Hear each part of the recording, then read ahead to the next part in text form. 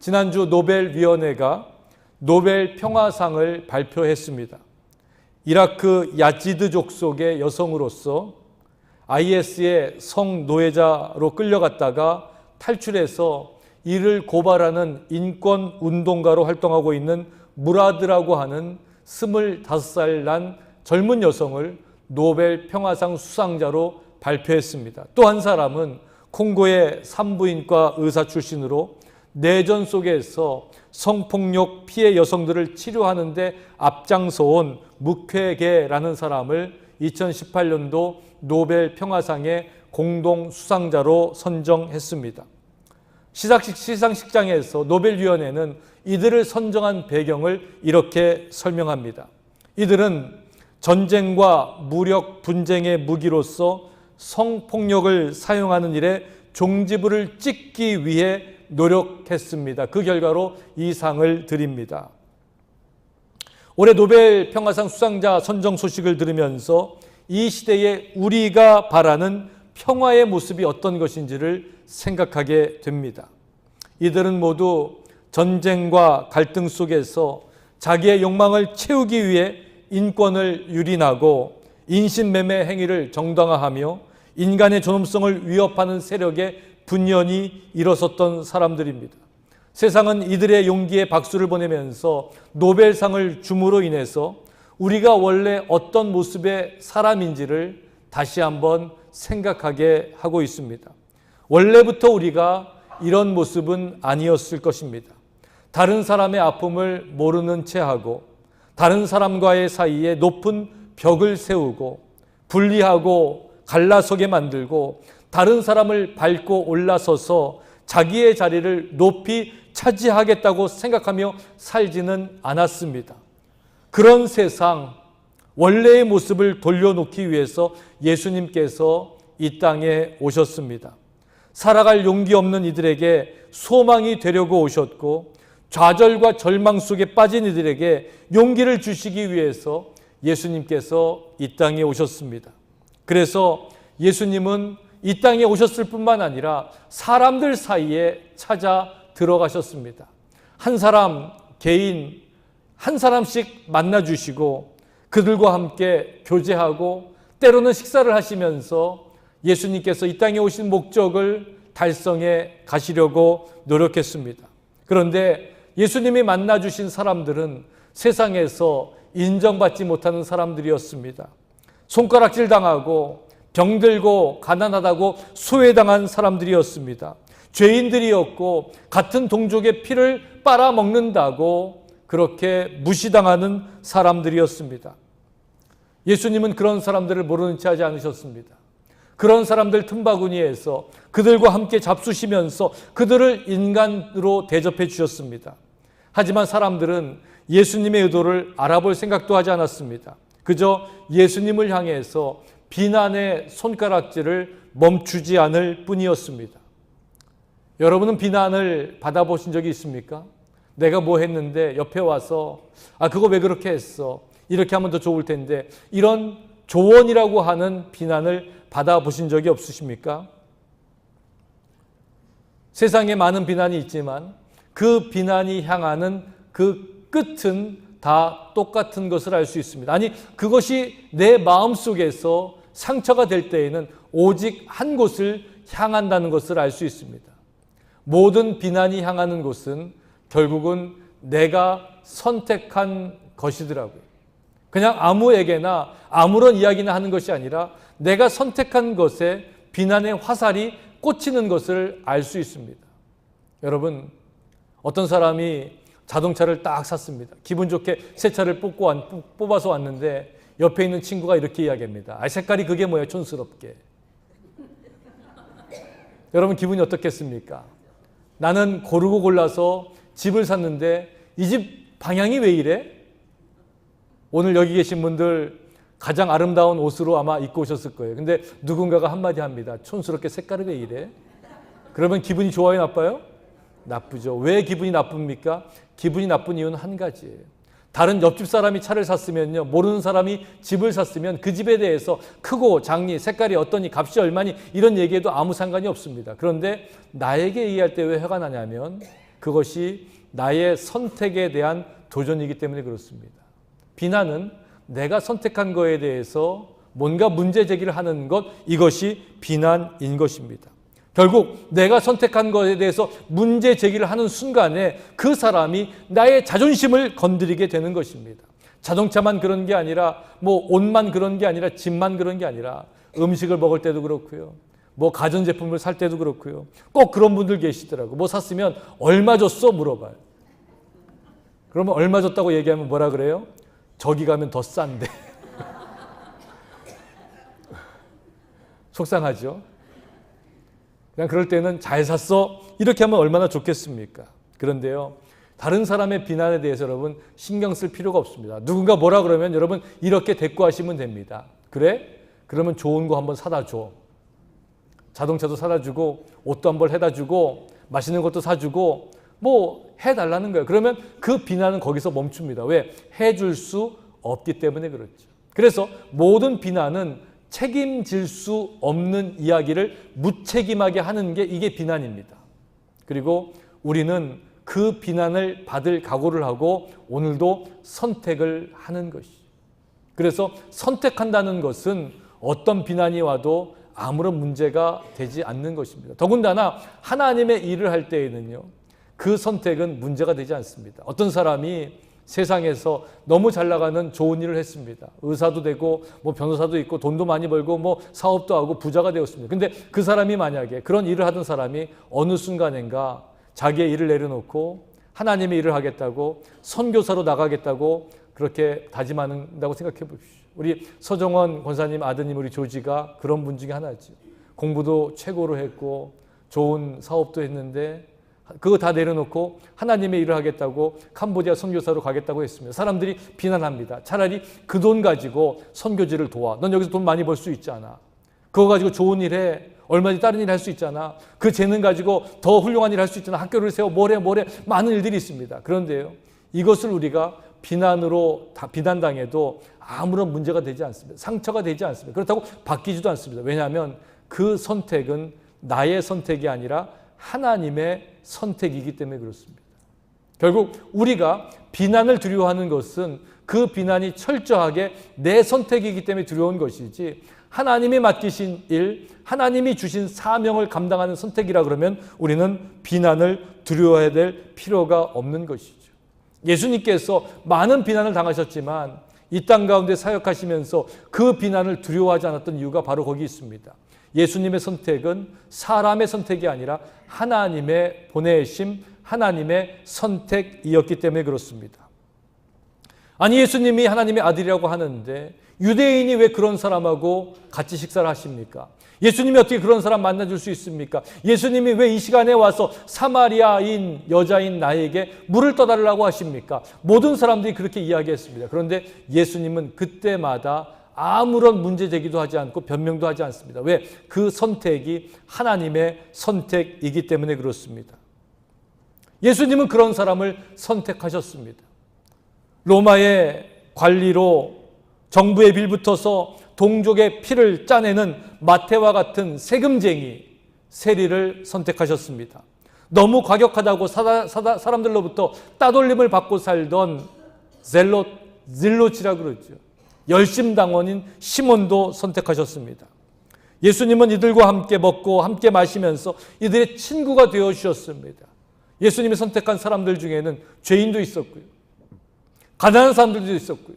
병든 사람들도 있었고요. 사람들한테 소외받고 인정받지 못하고, 아니 사람들로 하여금 쓸모없다고 버려진 사람들도 있었습니다. 그때 바리새인들이, 서기관들이 예수님 앞에 와서 이렇게 비판했습니다. 바리새인들이 보고 그 제자들에게 이르되 어찌하여 너희 선생은 세리와 죄인들과 함께 잡수시느냐. 어찌하여라는 말에는 비판의 소리가 담겨 있는 거죠. 이해되지 않는다는 겁니다. 어떻게 하나님의 아들이라고 하는데, 유대인이라고 하는데 이 사람들과 함께 상종할 수 있느냐. 그런 사람들은 사회적인 약자였습니다.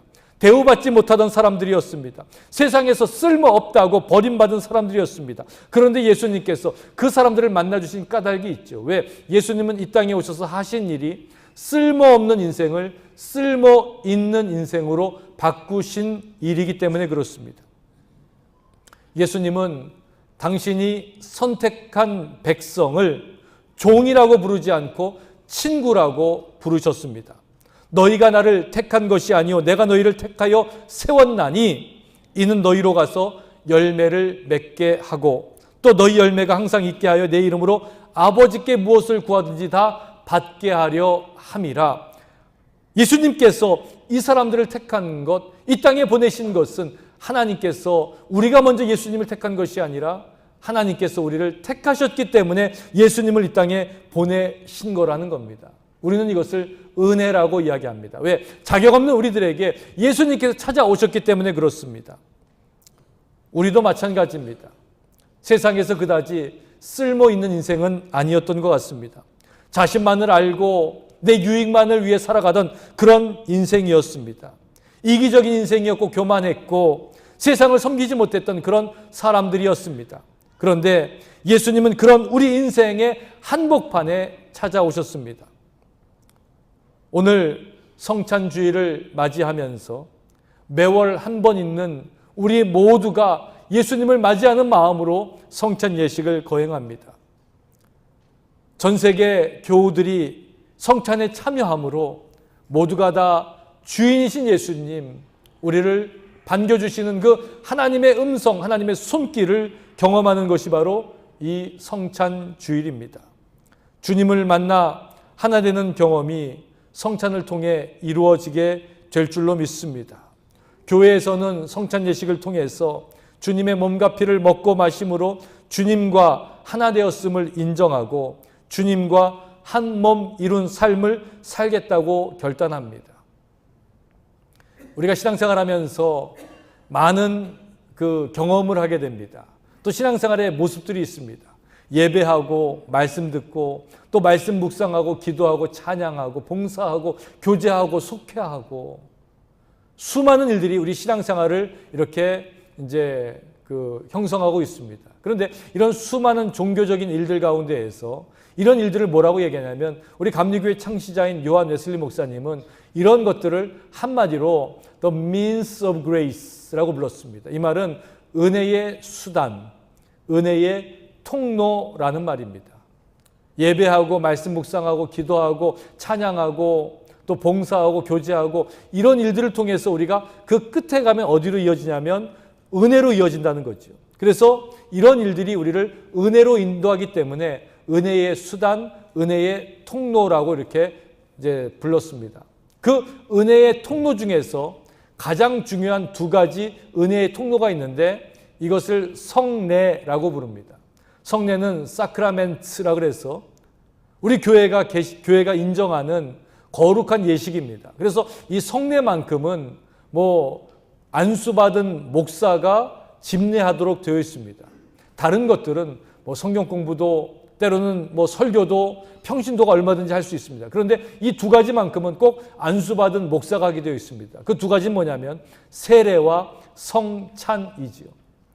세례는 우리가 예수를 믿고 주님을 나의 구주로 고백하면서 하나님의 뜻 가운데 살겠다고 하나님 앞에 또 회중 앞에서 인정하고 교회 공동체로 들어오는 예식이 세례식입니다. 이 세례식은 일생에 한 번밖에 경험할 수 없는 것이죠. 하지만 성찬은 우리가 기회가 될 때마다 이 성찬에 참여함으로 하나님께서 우리에게 허락하시는 예수 그리스도를 우리에게 보내주셔서 그분의 몸과 피를 우리가 먹고 마심으로 새로운 생명을 얻었다는 그 놀라운 은혜를 경험하도록 우리를 이끌고 있습니다. 은혜의 통로 세례와 성찬을 통해서 우리는 하나님께서 우리에게 허락하시는 그 은혜가 무엇인지를 알게 되는 것이죠. 특별히 우리 교회가 속한 연합감리교회에서는 1년에 6번 특별 선교 헌금을 모으고 있습니다.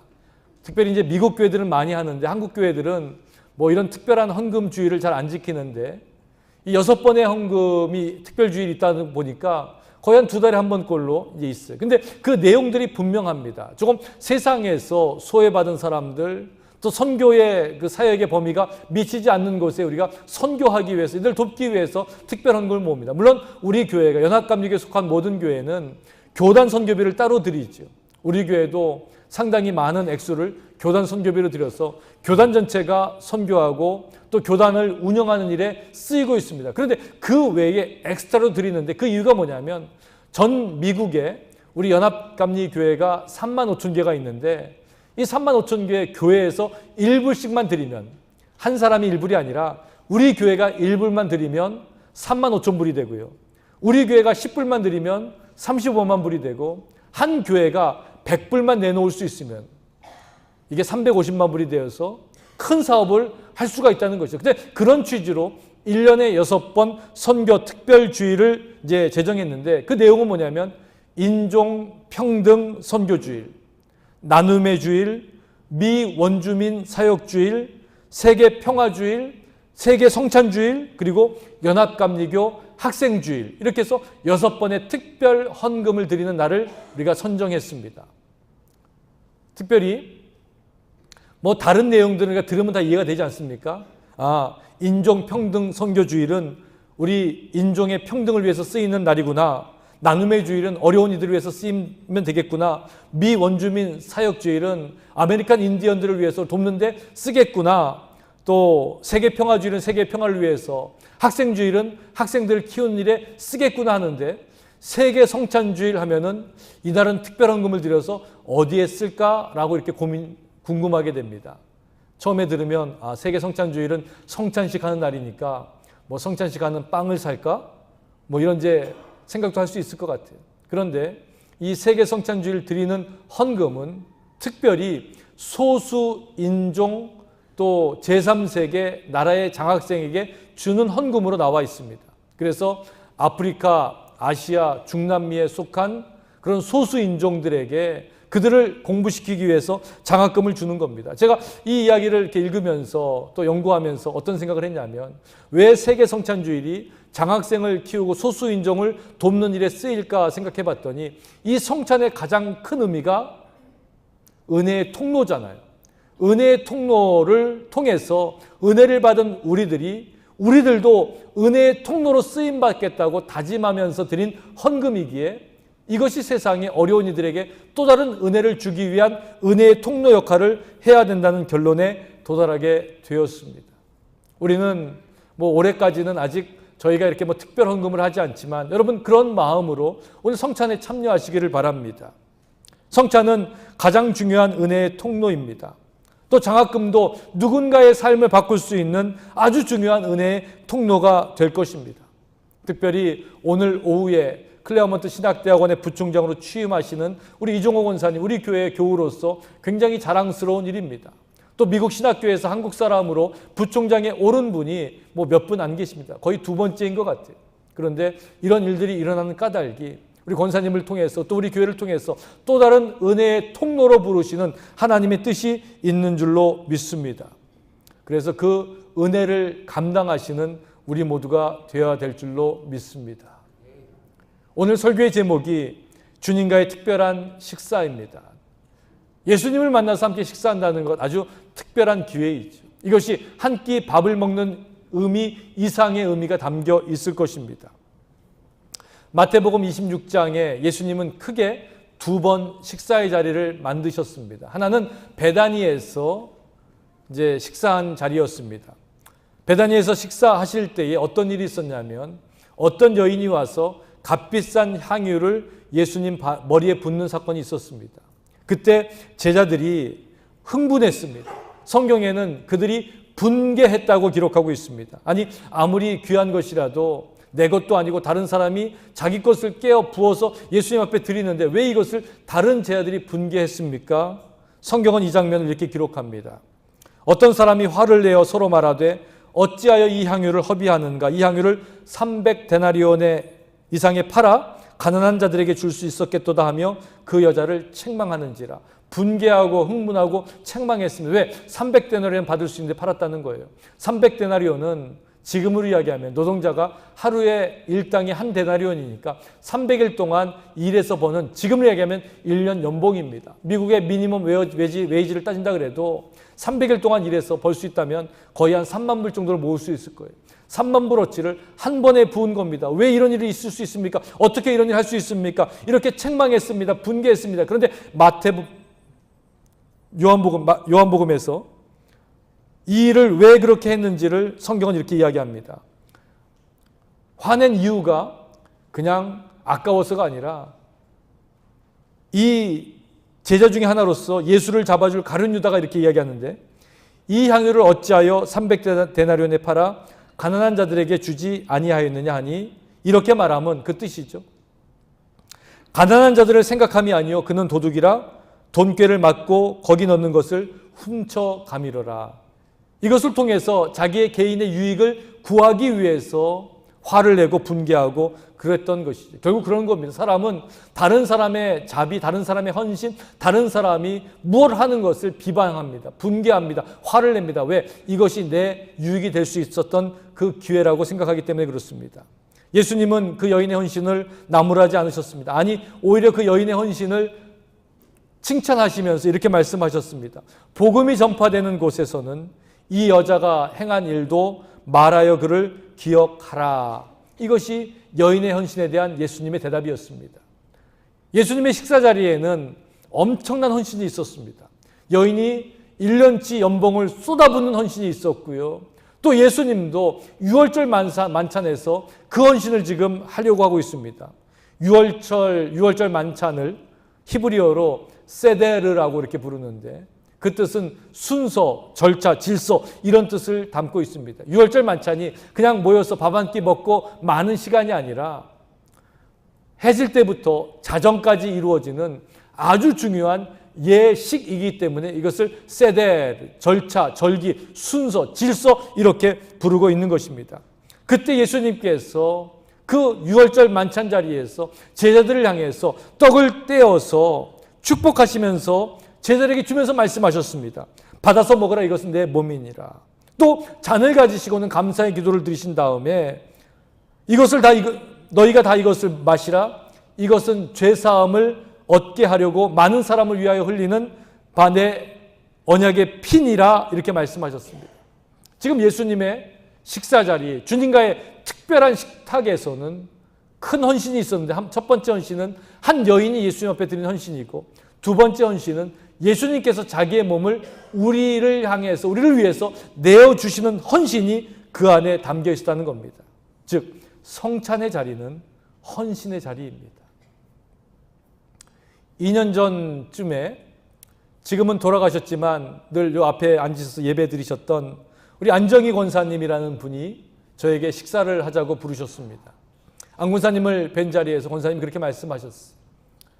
목사님, 교회를 위해서 제가 좀 헌금을 하고 싶은데 제가 볼 때는 교회에 꼭 필요한 것이 있습니다. 그래서 제가 그곳이 어느 곳입니까? 이렇게 물어봤더니 파킹랏이, 주차장이 너무 헐어서 이렇게 패인데도 있고 보기도 안 좋고 또 넘어지기도 하고 또 여성분들 그 구두 신고 그 뒤꿈치가 이렇게 뭐 까지기도 하고 박히기도 하고 이런 일이 자주 있는데 이 파킹장을 고치면 좋겠습니다. 그러면서 본인이 헌금을 일정액을 하시고 해마다 똑같은 액수를 하시겠다고 이렇게 약속을 하셨어요.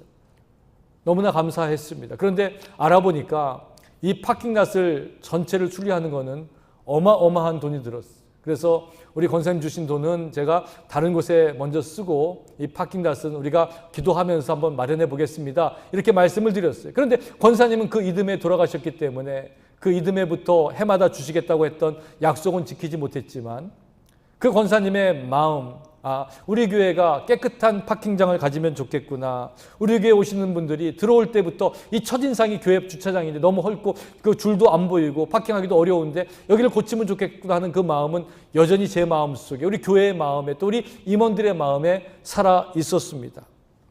그래서 그 헌신이 씨앗이 되어서 오랫동안 기도하다가 드디어 다음 주부터 이 파킹랏 공사를 시작하려고 합니다. 우리 교회가 이 자리에 들어온 지가 꼭 30년 전입니다.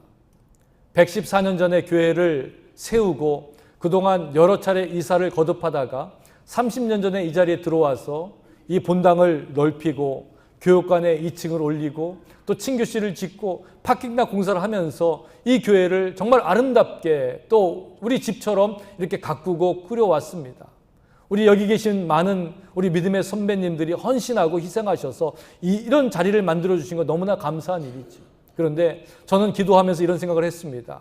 30년 전에 우리 믿음의 선배들이 이렇게 자리를 마련해 주셨는데 또 우리도 30년 후를 내다본다면 이 자리를 어떻게 가꾸고 어떻게 지켜야 할 것인가에 대해서 기도하고 있습니다. 그러면서 그 첫 번째 사업으로 우리 주차장을 새로 포장하는 공사를 하기로 임원들이 마음을 모았습니다.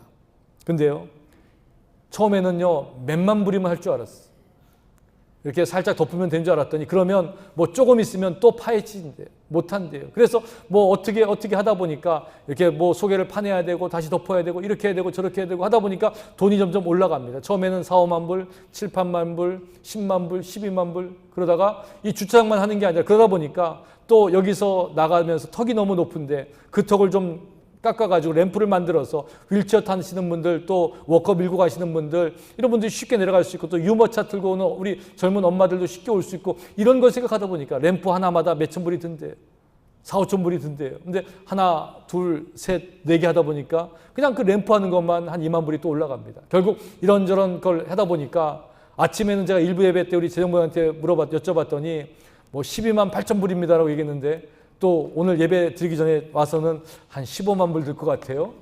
이렇게 말씀하시더라고요. 우리 교회 주차장 고치는데 한 15만 불 예산을 가지고 이제 고치려고 합니다. 처음 시작했던 것은 지난해 우리가 차지 컨퍼런스 구역회 하면서 그래도 우리 교회가 이렇게 교단에서 중요한 교회이고 또 우리가 교단 선교비도 잘 내고 있으니까 교단에서 좀 도와주십시오라는 프로포즈를 했는데 그 프로포즈 중에서 지붕 수리하는 거에 대해서는 3만 5천 불이 나와서 지난 올해 초에 지붕을 깨끗하게 수리를 했습니다. 그런데 이제 이 파킹장 고치는 거에 대해서는 아직까지 말이 없는 거 보니까 1년 동안 지났는데 말이 없는 거 보니까 우리가 해야 될 것 같아요.